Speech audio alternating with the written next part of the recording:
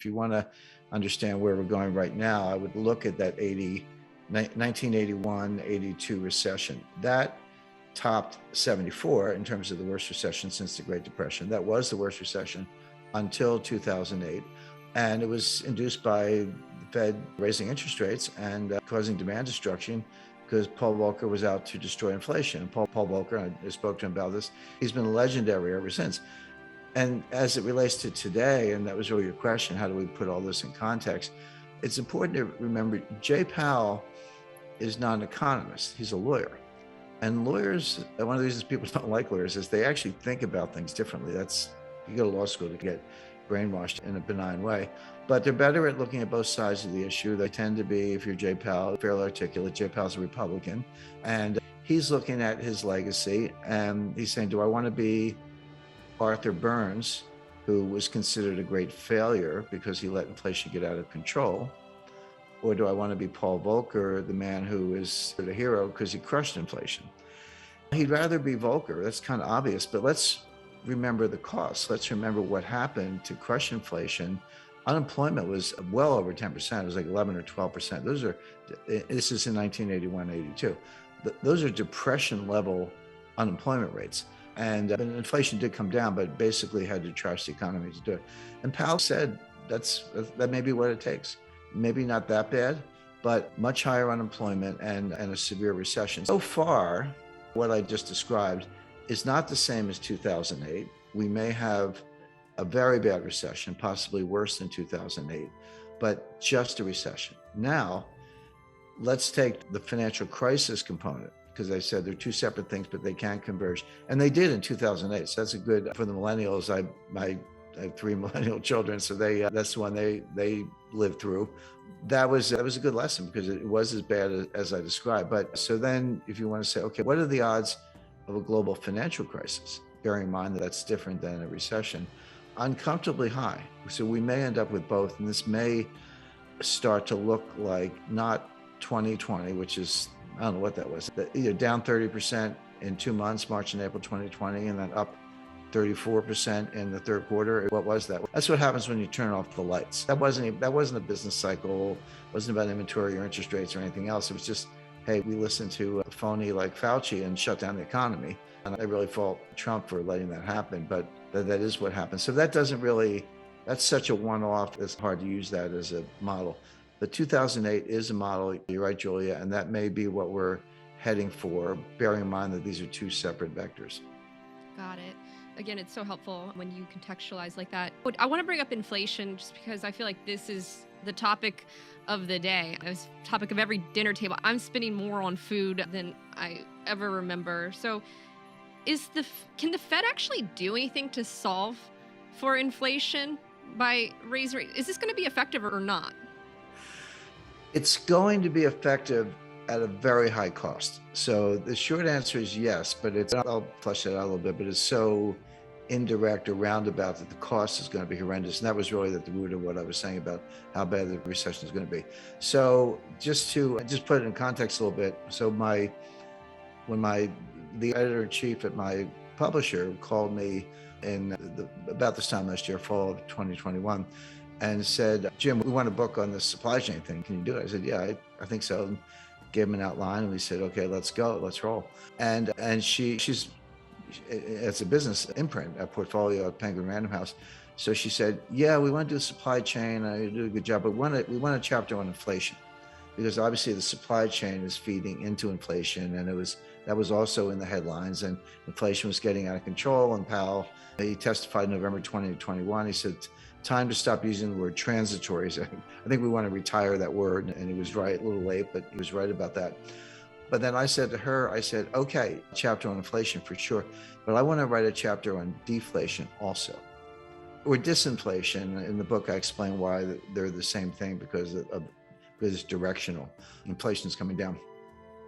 And so the book has that. And she was fine with it, but it seemed like, why are you writing about deflation when everyone's writing about inflation?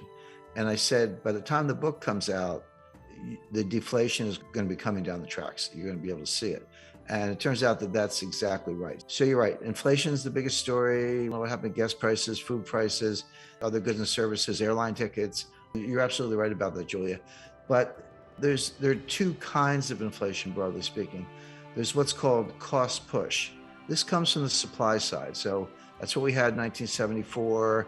That's what we had now, which is it's coming from higher commodity prices, higher energy prices, energy shortages, supply chain bottlenecks, higher input costs, a lot of other factors. So it's coming from the supply side. The other kind of inflation is called demand pull. This comes from consumers. This comes from individuals, and it's a psychological thing. People say, "Gee, I was thinking about buying a refrigerator. I better go out and buy it now because the price is going to go up. If I wait 3 months, it's going to cost me 10% more. So I'll go buy it now." Or a new car, or anything, a suit, a dress, anything you want, go buy it now because the price is just going to go up. That's demand pull inflation, and then that plays out in terms of wages. People want to raise. We went through this in the late 70s. I was working at Citibank at the time. They used to just give us raises without even asking. They would just say, "Hey, we're going to raise your salary, whatever, $20,000 or whatever," because they knew people would quit or they were going to ask for it sooner or later. They were just trying to keep ahead of things. And that was true I was in New York at the time. I was on Madison Avenue, finance, anything you could think of. We don't have that yet. Right now, the demand pull inflation has not kicked in. The cost push inflation, and that's what you're seeing at the grocery store, and that's what you were describing, is there. It's what's driving inflation. The difference is the Fed has absolutely no direct power over the supply side. They don't drill for oil. They don't run farms. They don't pilot ships. They don't drive trucks. They don't unload in the docks of the Port of Los Angeles. They don't do anything that could alleviate supply bottlenecks or supply chain bottlenecks.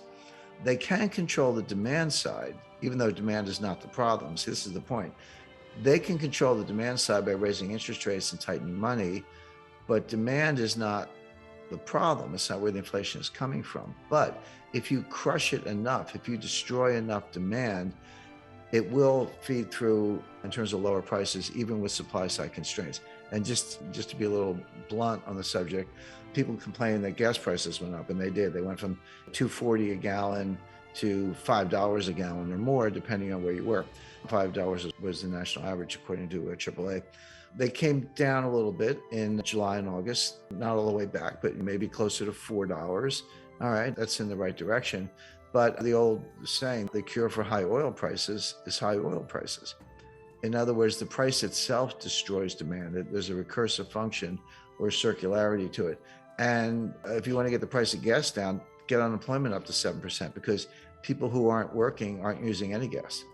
It's not a question of having to pay $4 a gallon or $5 a gallon. If you just got fired and you're sitting home, you're not buying any gas, or very little, and that'll bring the price down. So the way it works is raise interest rates, tighten money, reduce the balance sheet, etc. Get unemployment up. It doesn't sound like a desirable goal, but that's what it takes, and that's what happened in 1982. Get unemployment high enough so people are buying hamburger instead of steak. They're buying the least expensive thing on the shelf, day-old bread instead of new bread, or they're not buying gasoline because they're not going to work, etc. That will bring prices down, but at a very high cost, which we just talked about, which is high unemployment and lower productivity. Meanwhile, the U.S. debt keeps going up. We haven't really talked about the debt issue, but so it starts to, that part of it looks like 1981. But if you throw in a global financial crisis, which I mentioned, but we haven't really drilled down on that, then it starts to look more like 2008. Got it. So many things to pick apart there and explore further. You mentioned the debt. This is an area I know that you've been focused on, and can we explore that a bit and some of the consequences? And it feels like we're not having this conversation enough. I'd love to hear your thoughts. On this recession, or what aspect? Well, the debt part of the equation too. Well, sure. Yeah, especially in a rising rate environment as well. Yeah, that's like a glacier. I do a lot of high altitude mountaineering, so you're living on glaciers on an expedition for weeks at a time. Glaciers are extremely powerful, but they move extremely slowly. Some exceptions, but an inch a year, a couple inches a year, but they move mountains. They create rivers, they create canyons, they move mountains. They're extremely powerful, but slow. That's a good metaphor for the impact of debt. And when I talk about debt, in particular with the United States, but it applies to any country, I focus on the debt to GDP ratio. because you can't really talk about debt in isolation without thinking about the capacity to pay the debt. I want to go back to an earlier point you made when you were referencing your book, and that's when you brought up the notion of deflation. And how does that play into it? Imagine it makes the situation worse or exacerbates it. Can you unpack your thesis on deflation and how it ties into this? Sure, it's coming. It will take another 3 or 4 or 5 months to play out. But again, it goes to my point about when prices get high enough, if it's coming from the supply side, not the demand side, if it's coming from the supply side, it destroys demand. People will say, let's say you're working and you are filling up your car with gas, and what used to be a $45 fill up is now a $90 fill up, which it is, or heaven help you if you have a Ford F-150 truck, because like a 150 is $150. That's how much it costs to fill those things up. But demand is inelastic. Like I said, there was the unemployed person, hypothetically, who was home and not using gas. But if you're getting the gas, you need the gas. You got to get to work. You got to do your job. You got to take the kids to school, whatever it may be. If you're spending double, that comes out of something else. Maybe you buy the gas because you have no choice, but then you're not going out for dinner. You're not going to a show. You're not going to a sporting event. You're not buying new clothes. You're not taking a vacation. You quit the club because you can't afford the dues. In other words, it comes out of something else. And that is a depressant on the economy. And that will very quickly be deflationary when, particularly when combined with tighter monetary policy, the Fed's reducing its balance sheet, raising interest rate. They're going to keep doing it. They told us that. Again, just all you have to do is believe them. It's not that hard to forecast. Now, Joey, I think this was your question. How does that tie into the debt discussion we just had? Debt is nominal. Focus on the difference between nominal and real. And a lot of people look at interest rates. They say interest rates are really low. No, when you subtract inflation, they're actually, real rates are negative, or they're going up, but real rates are negative because you have to take out inflation. But debt is nominal. If I owe you $1, I owe you $1. It's interesting whether the dollar is worth less because of inflation or more because of deflation. That's important. But I owe you $1. That was the deal. And this is where deflation is pure poison when it comes to the debt to GDP ratio I described. Because the national debt is, as I say, it's 31 trillion. But the real value of the debt goes up in deflation. Deflation is a central banker's worst nightmare. It's a Treasury Secretary's worst nightmare for the reason I just explained, which is we have a bad enough debt problem as it is.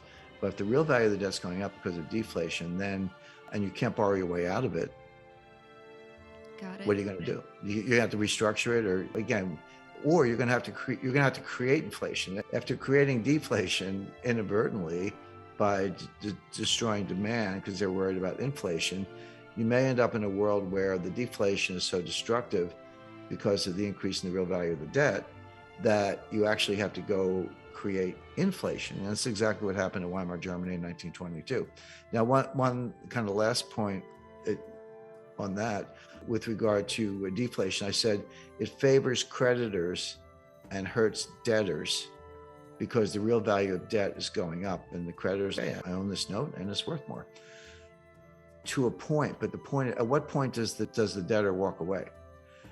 The debtor, what happens is the debtor defaults. So all of a sudden, it starts out, deflation kicks in, real value of debt's going up, the creditor's happy, the debtor's in distress. But the debtor just says, hey, I'm going to default, file for bankruptcy, you'll sleep in tomorrow, it's on you. So all of a sudden the burden goes from the debtor to the creditor, because the debtor just said, I'm not paying. And the creditor has what? A bad debt.